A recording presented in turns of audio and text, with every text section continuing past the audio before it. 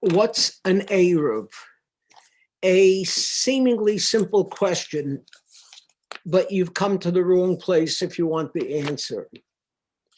The concept of an Eruv is so complex that you need an expert in the area to explain it to you. And we have an expert in our area, and that's Rabbi Heinemann. Rabbi Moshe Heinemann is considered a world-renowned authority on the making of an Eruv. And in fact, we have an Eruv in Baltimore because of him.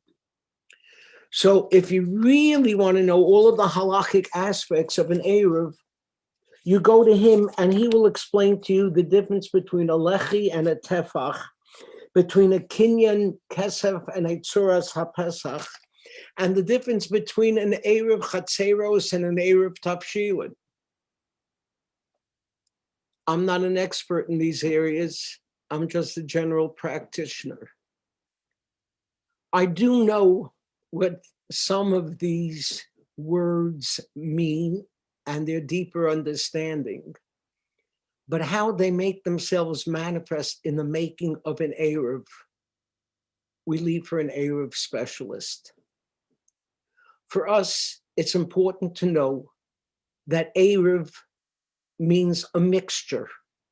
And what we're trying to do when we build an Eruv is mix together a semi-public domain together with our private domain, all so that we will be able to carry on Shabbos.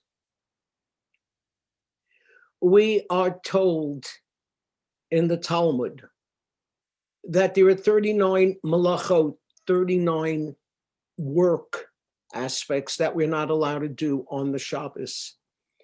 And those include tanning and reaping and sewing and knitting and separating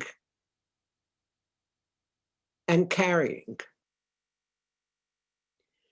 All the others have an aspect to them that connects them. All of these are creative acts. For example, you're out in the field, you have sheep. You bring the sheep into your backyard and you can share its wool, you can take its leather, whatever. You're allowed to do that 6 days a week. But on the seventh day, you're not allowed to tamper with nature. You have to leave it as it is.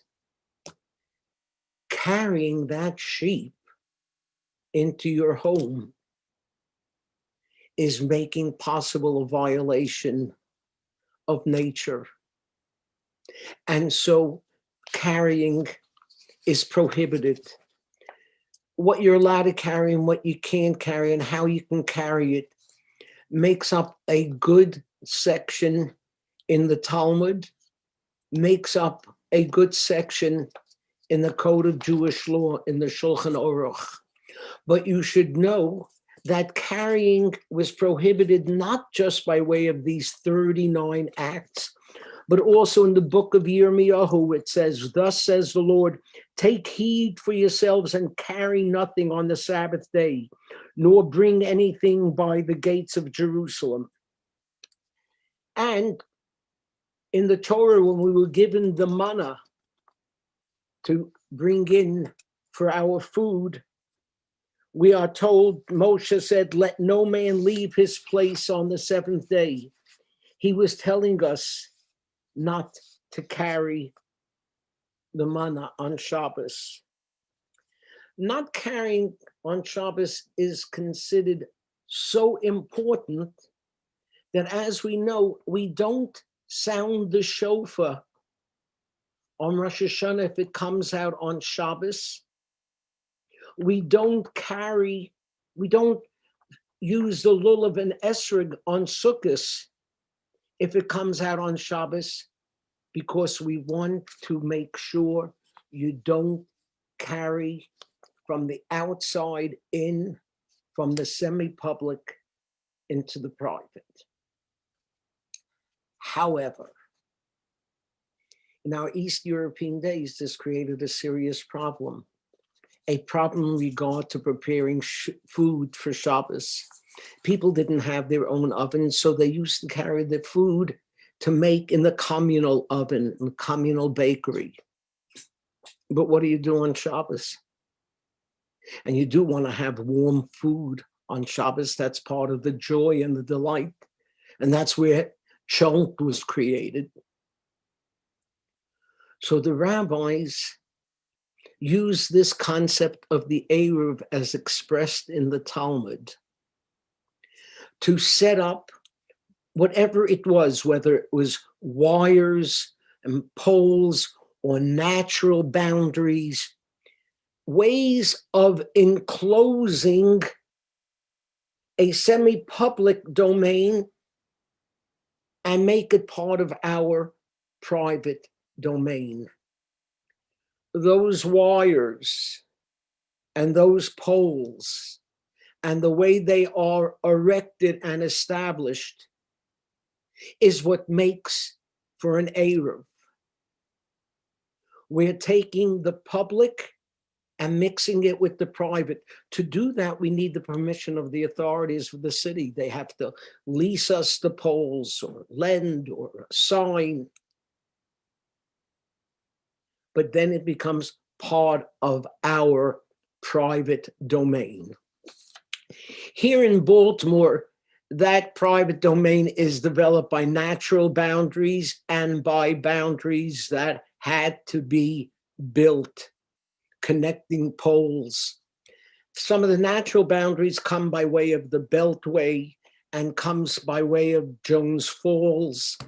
The basic outline of the Eruv in Baltimore goes from the Beltway down part of Green Spring Avenue to the Jones Falls, and then up Northern Parkway through Rice to Sound Road. That's very inexact, but it's the general area that's covered. Now an Eruv was also established in downtown. This is all recent. When I came to Baltimore in 1978, there was no Eruv. The Eruv didn't come until 1980, 1981, and it took 5 years and a Bert Miller and a Rabbi Heinemann to make it happen. What all of a sudden happened that they started making an Eruv in Baltimore? Well, at the beginning of the 20th century, they tried to make an Eruv in Manhattan.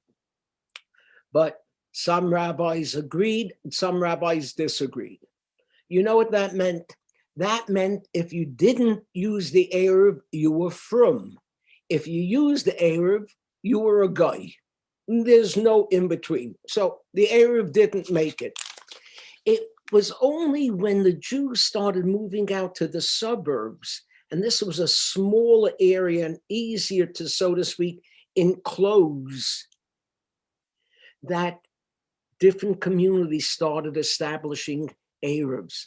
I think it started in Muncie, and then there was in Riverdale, and then there was in West Hempstead. And it was when it was in West Hempstead that people here in Baltimore said, you know, we ought to do it. Now, we don't do it so as to share our food on Shabbos, which is what they did in the East European days. We do it primarily to make it possible for women to come to shul, for make it possible for women with babies not to be stuck in the house. Yes, it makes it possible for us to carry our talis bags and a key. There are certain things you're not allowed to carry even in the Eruv. You're not allowed to carry a gun or a sword, nothing that goes against the spirit of Shabbos.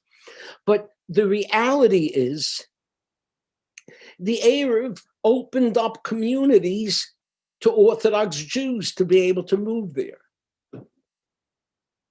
And that's why some people are against the Eruv. In one community after another, when we need the permission of the local authorities, there's always people who say, no, we don't want them to have permission. Why? Well, they make the facade of we don't want them because it's violating the separation of church and state. What it really is they don't want Orthodox Jews moving into their neighborhood. Now, for some, it's a matter of anti-Semitism. But for others, it's a matter of sociology. When Orthodox Jews move into certain neighborhoods, it seems as if they take over the neighborhood. All of a sudden, many stores aren't open on Shabbos. And all of a sudden, there are Orthodox Jews on school boards making important decisions regarding schools that they don't send their children to.